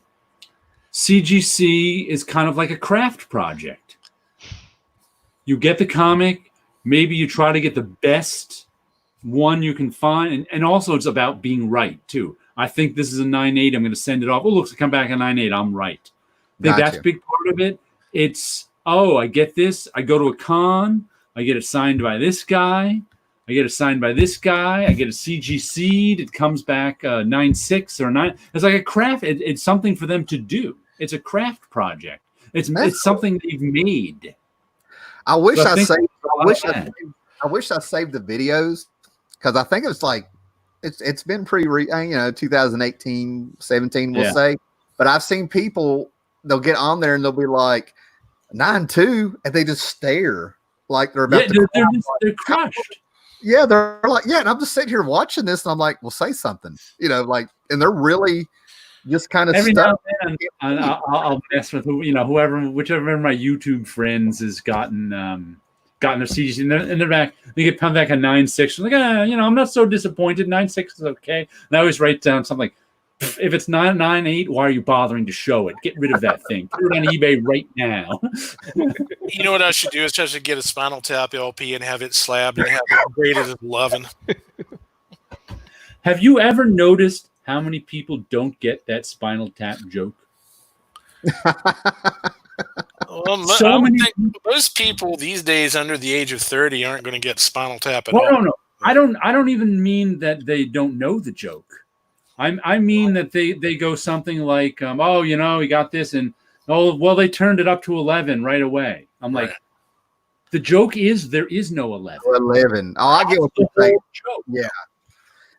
And people don't know that. But these go up to 11. No. These go up to 11.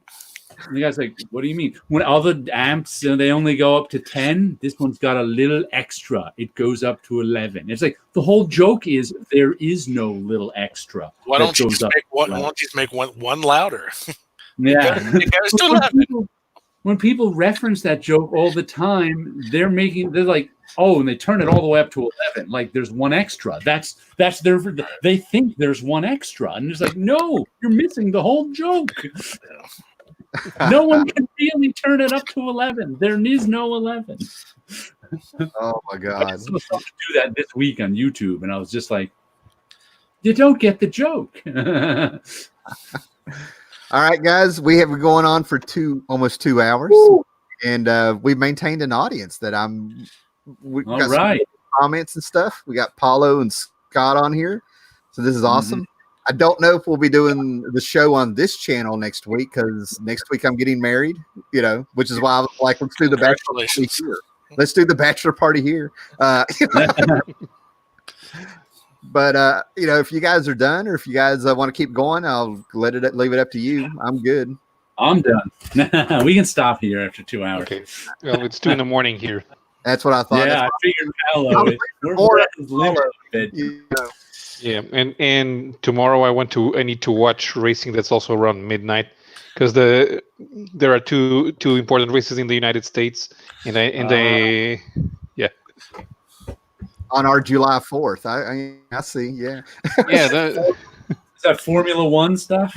Formula One is in Austria. It's on Sunday. There's the Indianapolis Grand Prix in the Indianapolis road course, and IMSA Sports Car Racing in Daytona.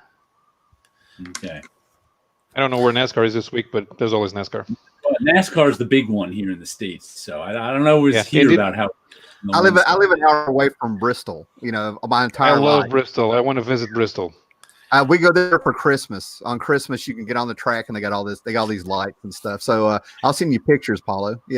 So and also, there's a couple of tracks that I'd like to see NASCAR on, like Darlington.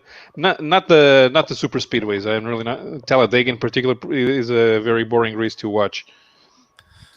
That is amazing. More about NASCAR than me, and I grew up beside of it. No, because there was a surge of interest in American motorsports in the mid '90s when Nigel Mansell went over there to race in IndyCar, then that was around the same time that there was Days of Thunder was in the cinemas. So after a couple of years after we had IndyCar on European TV, we started getting NASCAR as well. It was Dale in the number 3. Mark Martin was still in the 6. I caught Ernie Irvan moving from the 4 to the 28. There was still a bunch of the old guys still there. Yeah, I had a grandpa that raced in the 50s when you did it in the mud. You painted your number on your car. Yeah. You went out in the mud and you did it. And you won the trophies left and right. I've seen tons of pictures. I've never seen the trophies, but I've seen the pictures, So, now I've got who is it? Harry Chapin? No, it's not. That's Rapid Roy, the stock car boy. Jim Croce. He's too much to believe. Always got an extra pack of cigarettes rolled up in his t-shirt. Frank Frazetta had a comic about auto racing in the 50s. Yeah, he did. I just saw an Alex Toth cartoon about a guy with a race car the other day, and it was really good. Yeah, he did. He had a series about cars in the 70s at DC. Yeah. Alex Toth's Hot Wheels from DC Comics is legendary among Alex Toth fans. And Jack Keller had a bunch of strips at Charlton. I got Charlton 66 to show me a few of his comics. What a name! Yeah, I mean, he was referenced on that 70s show that I've been watching over again. I didn't realize how long Vic Trickle had been around. I said that name in Myrtle Beach one time, and it stopped everybody, and they just turned around and looked at me like I was some big pervert. And I'm like, "It's a real race car driver, guys." Yep. Then he looked down, and his fly was open. That's why they were really looking at him. Well, there's a few of those guys with funny names in racing. There was a guy in the 90s in IndyCar when it was the split called Racing Gardner. Racing was his real name. And he liked to plant. There was a guy in NASCAR called Lake Speed. Lake. I always thought it was funny. There used to be a Major League Baseball pitcher whose name was Bob Walk. Really? Sometimes your name just gives you your destiny, you know. Yeah. All right, guys. Paulo needs to go to bed. I got to eat. Jared is ready to go because he is just a man who is. You have many hands and many pots there. So, thank you, Scott. Appreciate you jumping on here. So, everybody subscribe to Paulo, subscribe to Jared. Everybody put pressure on Scott to finally buy a camera and do a YouTube channel. And everybody I need here to make a video. I've been waiting for 2 years to just get my head together. I need to do a video on Squadron Supreme, and I finally have a theme. I'm down for those. I did 2 videos years ago, and I kind of quit because it was really attracting a weird kind of audience. So be careful. Yeah. Good luck. All right, guys. Everybody have a great 4th of July weekend. Later, guys. Bye.